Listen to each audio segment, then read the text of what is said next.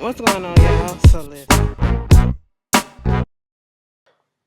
What's going on, y'all? So listen, I am so devoid of energy. I woke up real early today, so I apologize if this don't lack, if it lacks a little bit. But let me just tell you something. This episode had me fucked up a little bit. The has and the have not. So, and I ain't even finna give y'all my regular review. How I be just going into it because I'm gonna just give you parts that I care about. Listen, before I really get into this, it's a Tyler Perry fan page or whatever that follows me on Instagram. You probably follow me on Twitter. And I'm not trying to be mean or anything. And I appreciate the love, but you're doing a little bit much, okay? So please calm down. All right? This, could you go live? Could you do this all the time? All the time. You know, one thing that I don't like people that, try to suck up to me just because of what for whatever reason. Don't do that because that's a turn off. It makes me ignore you, and you've been doing a lot lately, and it's getting on my nerves. No shade, and I just might block you if you keep it up. I'm just saying, and I don't want to do that. But anyway, let's just get into this episode. This is season 6, episode 3, Undercover Vice. Girl, Hannah seeing Benny up in the hospital. She upset, looking like, bitch, what the fuck you doing here with her? Okay? You know what? Every time I tell you niggas to stop playing with this family, stop playing with these other people, y'all just don't listen. Now you up in here with her? Listen, she gonna fuck around and turn on your ass, and when she do, don't come crying to me. Ma, I ain't doing all that. I know. What you doing up in here? I had to get something from baby Quincy. And he showed her the note and all that stuff, and then she talking about Benny want to take her down there to see Candace, and I was like, for what? Why do y'all do y'all? Why do y'all set yourselves up like this? Y'all know that girl don't want to talk to you. Excuse me. Don't want to talk to you. Don't want to see her. Damn sure don't want to see Hannah. Okay, it's not gonna end well. Um, Later on, we see, speaking of Candace ass, she is down at the hotel. Now, this is the hotel where the hoes tell, okay? So they go there, and she's like the head madam down there. Because later on, we see her talking to the dude at the bar, the little British or Australian dude who was talking to Broderick last week about the little prostitution thing that they got going on.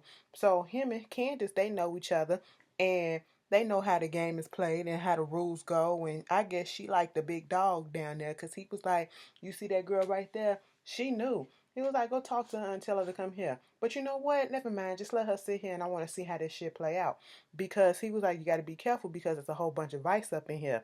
You know, he vice, he vice, he vice. And then she was like, dude over there in that corner, he vice too. You think so? Yeah, I know so.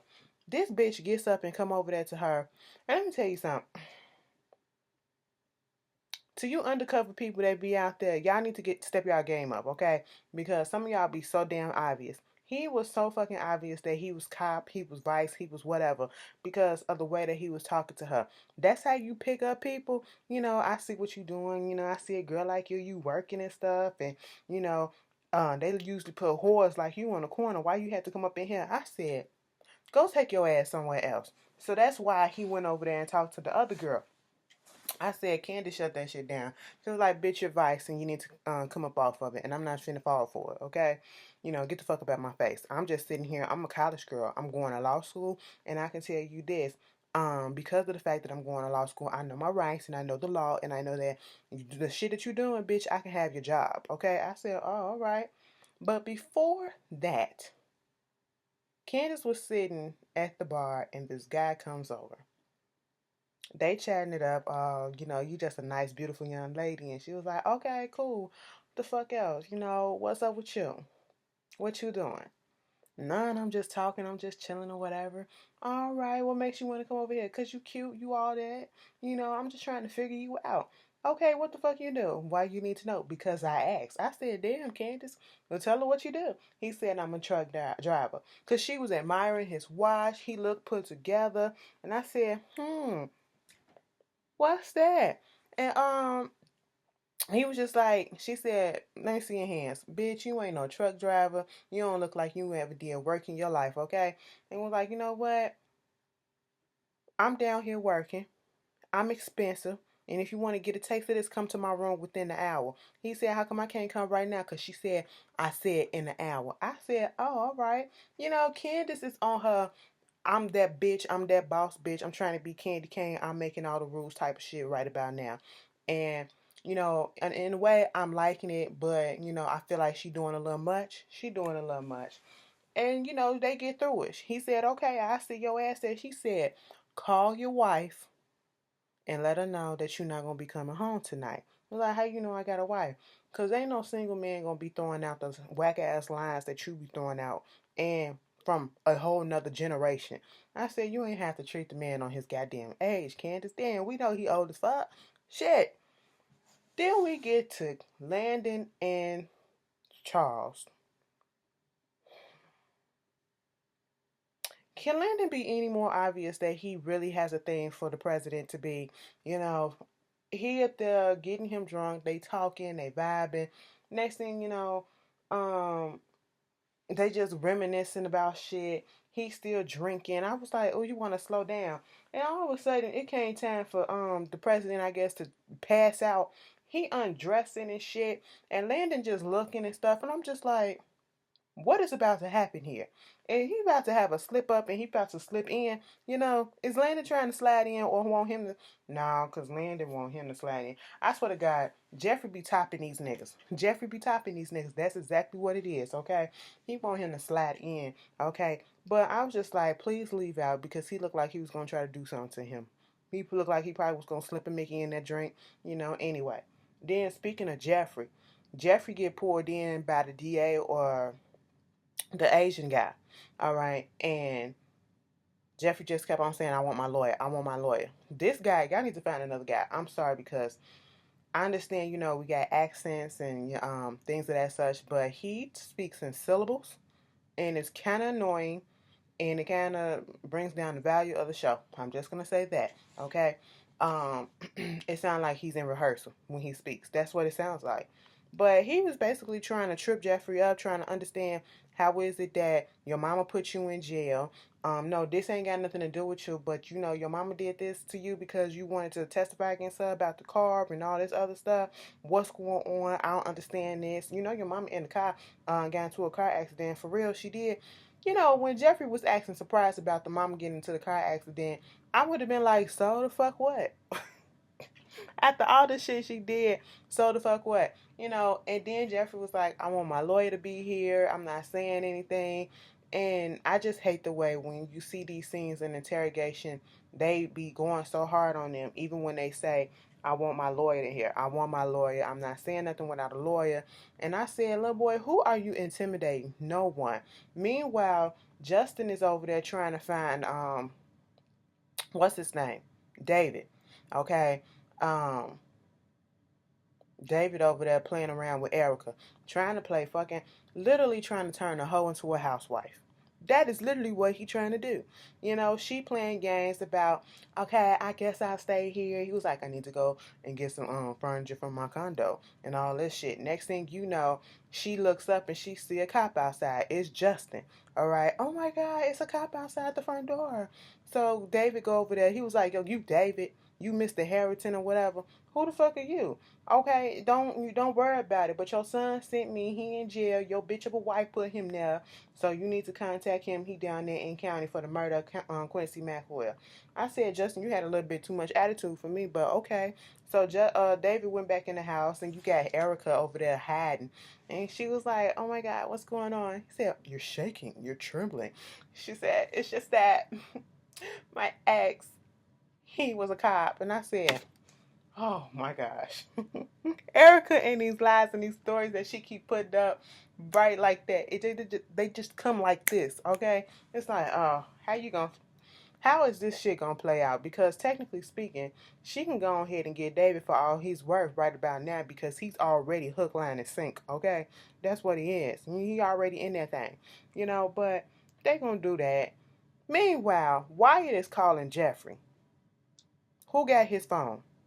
Justin. Why the fuck you calling his phone? Who the fuck is this? Put Jeffrey on the phone. No, no, bruh. Why you calling his phone? Oh, this that fuck ass cop, huh? Yeah, bitch. Why you calling my nigga phone? I said, boy, if you don't calm your ass down. He said, don't call his phone no more, because if you do, I'm going to come over there and beat your ass and see what I'm all about. I said, huh? Really, Justin? over a nigga who don't want you? Damn, you got your first piece of ass that you really like and you just failed all the first four. I just don't get it. And then he hung up on him, and while he said, bitch, you ain't scaring me, he called that motherfucker again and he said, okay, you at home? Why he said, hell yeah, I'm at home. He was like, all right, I see you in a bed. I said, Justin, go to jail and go to sleep, okay? Because you're doing too much. You're doing too much. Moving on from that, what else was going on in this episode? Melissa. I'm just going to touch on this for a second. They made Melissa go to the hospital, get checked out because of the car accident, right? And she said, they said that she was fine. Her vitals and everything look okay. She's like, I told you I was alright. I was like, where that bitch at? She on the third floor. Okay, and I don't give a fuck about that hoe. She should have died. I was like, what was wrong with her? She just got some smoke inhalation. She said, ain't that about a bitch?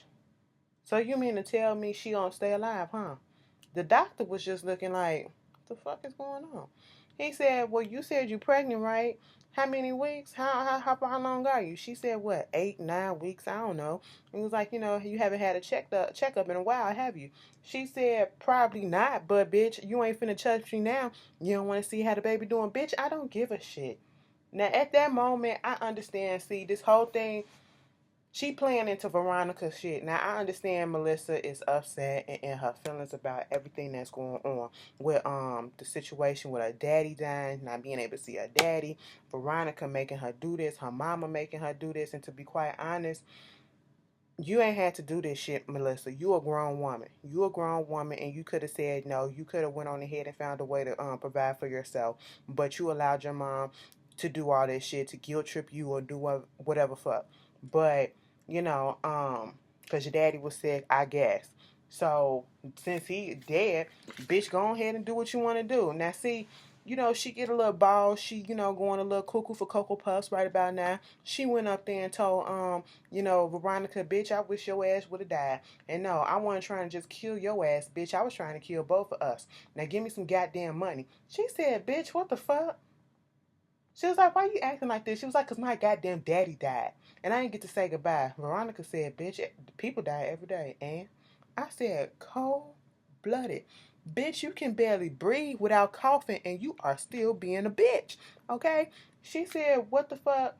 No, you gonna give me some money. She said, oh, I'm finna cut your mama off then. She said, cut that bitch off. You want to see her out there on the street struggling to get some food and pay for the rent and shit? She said, bitch, I don't give a care, okay?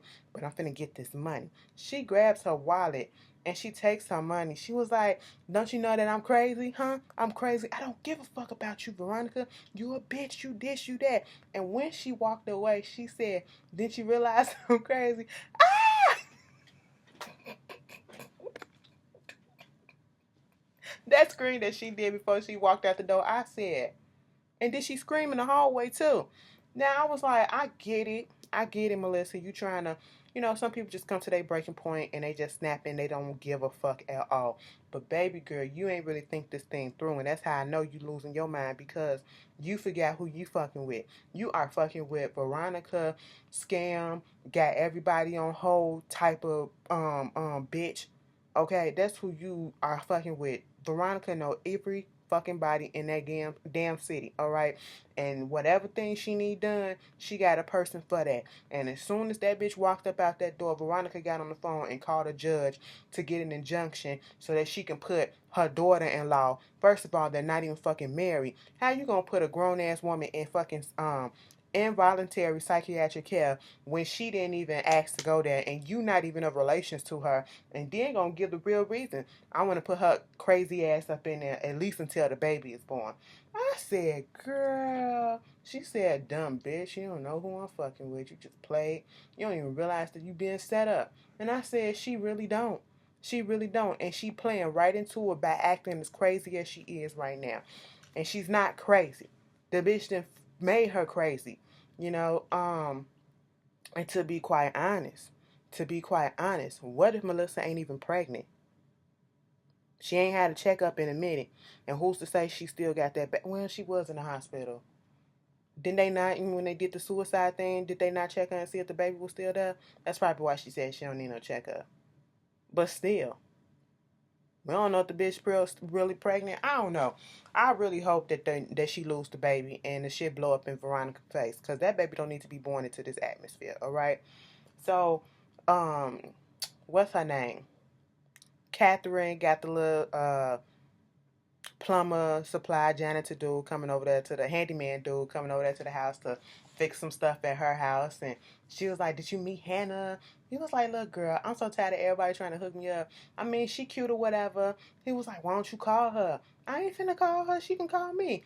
"She ain't gonna call you. Like, come on. She's a down home, old school Christian lady. She ain't finna do nothing like that. So you gotta call her. Let me give you her number." I said, "Stop right there. First of fucking all, I don't give a fuck what you think you're trying to do. I don't care if it's for a good cause or not, and you want to see me with somebody and you want to be cool and, all that shit. Don't give out my number. Don't give out my number without you asking me, okay? Because I will knock you out. I do not do shit like that. Do not ever give out my number, because I gave my number to you, not to you, this person, that person, and that person.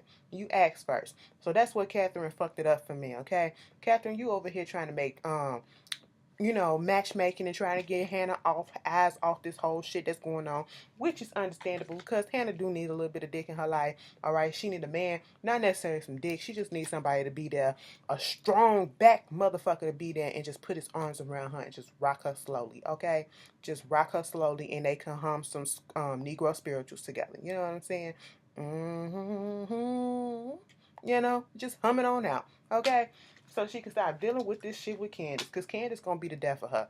Candace is gonna be the death of her.